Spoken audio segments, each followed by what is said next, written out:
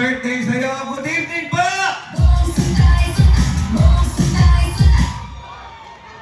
Magandang gabi sa inyo lahat. Pasensya na kayo. Umulan ng konti.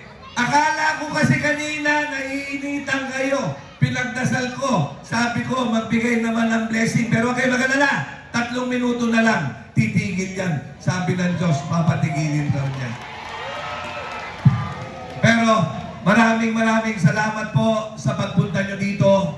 Alam nyo, kayo talaga ang nagbibigay buhay dito sa gusto kong pagsilbi muli sa ating distrito. Ilang beses kami nag-uusap ng misis ko tungkol dito. Ayaw na talaga niya ako patakbuhin. Pero sabi ko sa kanya, may mga programa akong nasimulan nung congressman ako na gusto kong ipagpatuloy dahil ito ay para sa kinabukasan ng mga Pilipino. Gaya ng edukasyon. Alam nyo ba, prioridad ko yan. Nalulungkot ako pag nakikita ko ngayon na pati yung mga graduate ng senior high school natin lumabas nung May 1 sa Inquirer. Nakalagay doon, 19 million na senior high school graduate. Functional illiterate. Ibig sabihin, bagamat marunong magbasa, magsulat, hindi naiintindihan talaga yung binabasa. Ito'y breakdown sa ating sistema.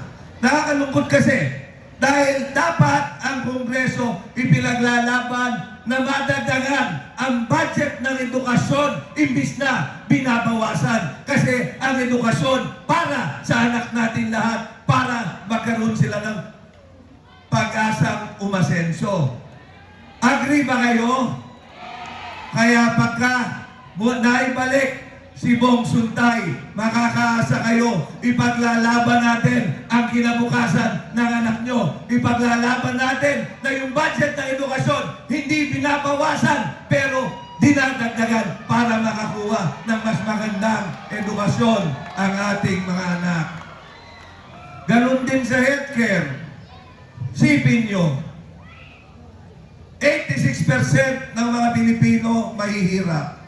Pero imbis na dagdagan ang budget ng DOH para magtayo ng mga ospital, mag-hire ng mga medical staff, bumili ng mga medical equipment, yung budget pagdating, binabawasan pa. Paano na yung mga tao? Naaalala ko tuloy, yung batas na ginawa ng ating senador, Bongo. Alam nyo, nung nakaupo ako, napagtulungan namin na ma-approve yung Malasakit Center Act. Alam nyo ba yung Malasakit Center Act? Ang nilalayo nun, yung mga kababayan natin na mahihirap na nangho-hospital at walang pambayad. Ang gusto namin mangyari, bababa ka lang sa Malasakit Center. Kung wala kang pambayad, konting luha lang, sasagutin ng Malasakit ang bill sa hospital. Meron ba sa inyong mga nakalapit na sa Malasakit? Di ba? Ang dali-dali, ang pakay nun, tanggalin ang politika pagdating sa usapin ng kalusugan. Dahil pagkakalusugan, buhay yan eh. Wala dapat politika dyan.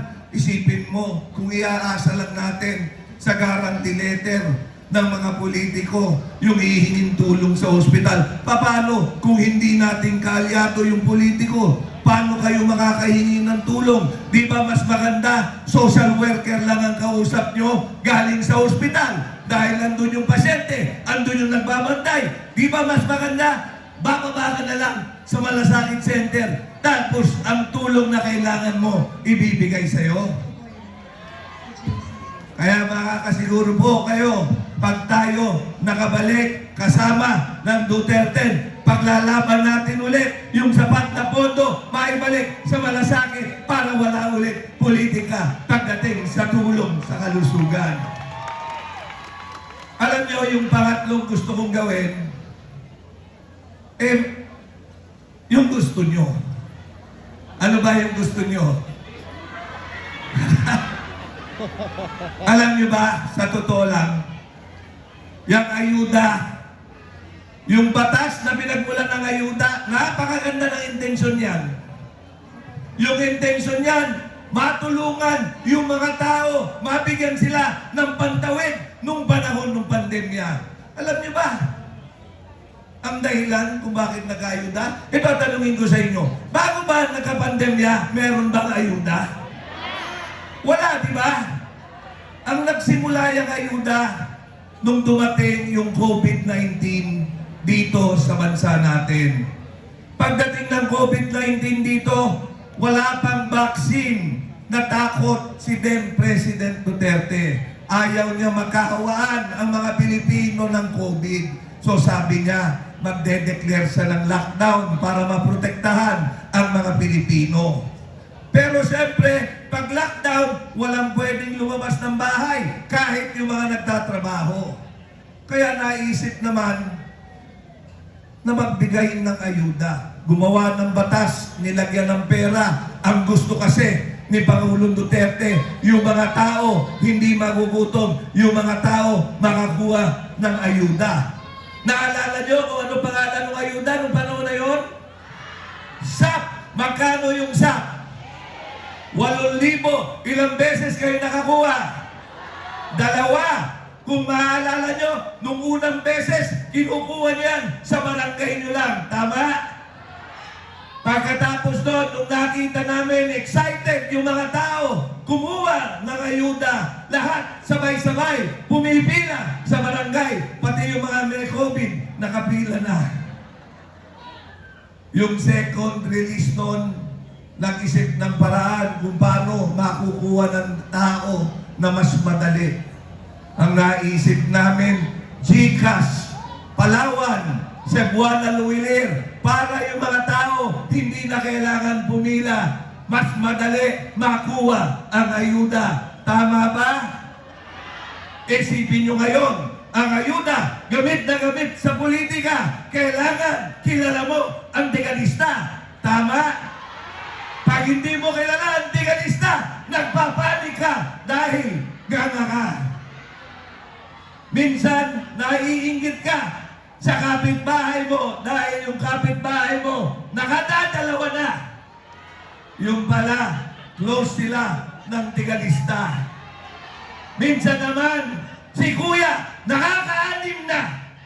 Nagtataka ka kung bakit yung pala, yung ayuda, naging allowance na. Ang pinakamasakit, yung kasali ka sa listahan, pero hindi ka kasama sa bigayan dahil iba na pala ang kumukubra ng ayuda. Gusto nyo bang maayos yun? Dahil alam nyo, magmula nung panahon ko, nung congressman ako hanggang ngayon, programa ng DSWD yan, hindi naman programa ng congressman. Yung ayuda, para sa inyo yan, hindi para sa politiko yan. Kaya pag bumalik tayo, gagawin natin kung paano ibinibigay dati yung ayuda. Yung ayuda dapat mapunta sa tao at hindi sa politiko. Ang pang-apat, nais kong ipagpatuloy yung mga proyekto natin pang-infrastruktura. Naalala nyo naman, nung nakaupo ako, paggawa tayo ng paggawa, mga gymnasium, barangay hall, pag may kalsadang sira, inaayos natin. Pag may drainage na barado, inaayos natin. Pagpapatuloy natin yan para sa inyo. Pero ang panaginip ko talaga, alam nyo, dapat nakuha na yung on-site in-city na relocation na socialized housing project para mabigyan ng pagkakataon yung mga Pilipino, lalong-lalo na yung walang disenteng tirahan na magkaroon ng pabahay. Kaya sana matulungan nyo makabalik si Congressman Bong Suntay. Pero ngayong gabing ito, nais ko lang ipakiusap yung aking mga kasama, ating mga bisita, ang ating mga senatorial candidate ng Duterte. Unahin ko na, palakpakan natin, Attorney J.B. Hinlo.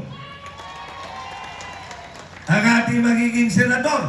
Ito, kadistrito natin ito. Si Senator Attorney Jimmy Bondoc, hindi lang magaling na singer, magaling na abogado pa. Siyempre, si Senator Pastor Apollo Kibuloy. Si Senator Dr. Richard Mata. Ang isa pang tiga atin, our very own, si Senator Attorney Vic Rodriguez. Matagal ko ng kaibigan, ating magiging senador, Attorney Raul Lambino.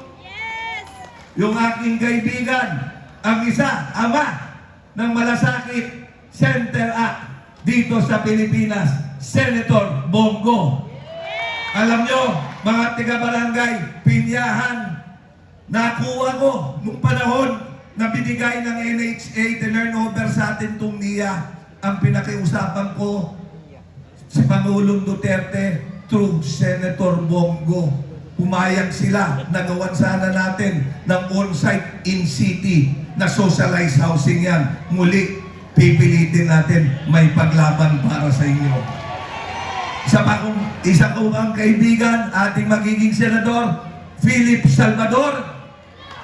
Napakagaling na abogado. Kasama ko sa Kongreso, si Senator Rodante Marcoleta. At siyempre, ang ating senador, napakabait, Senator Bato de la Rosa. Pero dito, sa 4th District, huwag kakalimutan, ating magiging konsehal, Kiko Del Mundo, Attorney Miguel Suntay, at siyempre yung inyong congressman, Bong Suntay. Magandang gabi po sa inyo lahat.